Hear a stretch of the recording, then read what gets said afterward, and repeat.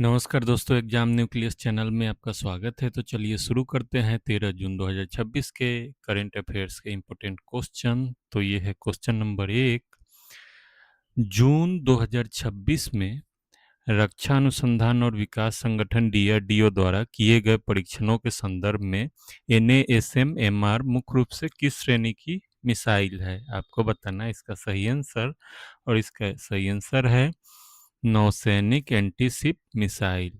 इसका डिटेल यह है कि डीआरडीओ ने जून 2026 में multi layer ballistic missile defence क्षमता के सफल प्रदर्शन के साथ साथ naval antiship missile medium range का पहला सफल परीक्षण किया है।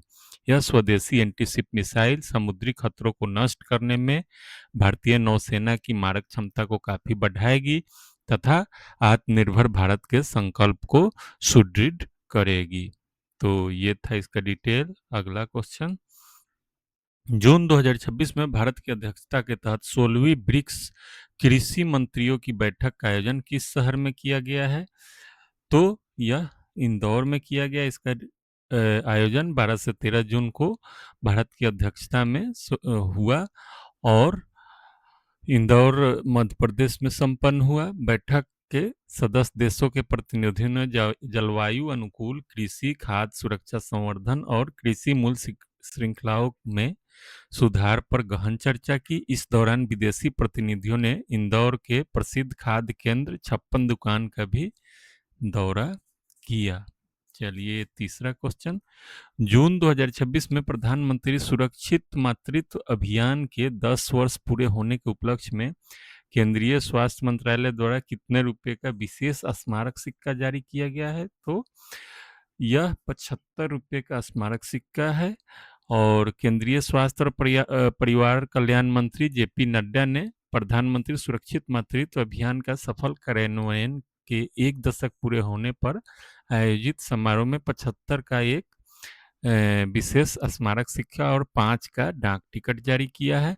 पीएमएसएमए योजना देश भर में गर्भवती महिलाओं को हर महीने 9 तारीख को व्यापक, निःशुल्क और गुणवत्तापूर्ण प्रसव पूर्व देखभाल सेवाएं प्रदान करती है। चलिए चौथा क्वेश्चन, खाद्य प्रसंस्करण क्षेत्र में हाल ही में खबरों में आई सैपलिंग पहल निम्नलिखित में से किस वैश्विक संस्था के सहयोग से संचालित की जा रही है?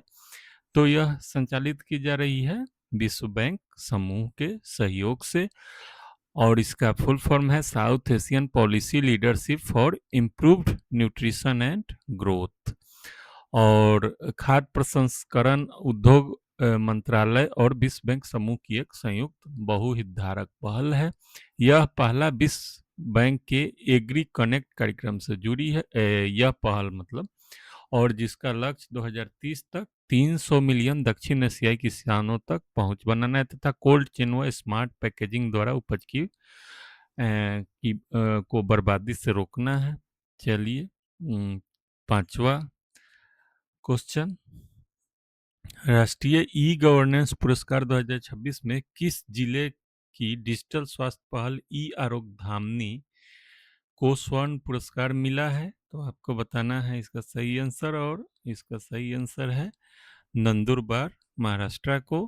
और महाराष्ट्र के आदिवासी बहुल जिले नंदुरबार की ई आरोग्य धामनी स्वास्थ्य पहल ने राष्ट्रीय ई गवर्नेंस पुरस्कार 2026 में जिला स्तरीय श्रेणी में स्वर्ण पुरस्कार जीता है। यह योजना सुदूर जनजातीय क्षेत्र में डिजिटल माध्यम से त्वरित और उच्च गुणवत्ता वाली स्वास्थ्य सेवाएं पहुंचाने के लिए समर्पित है।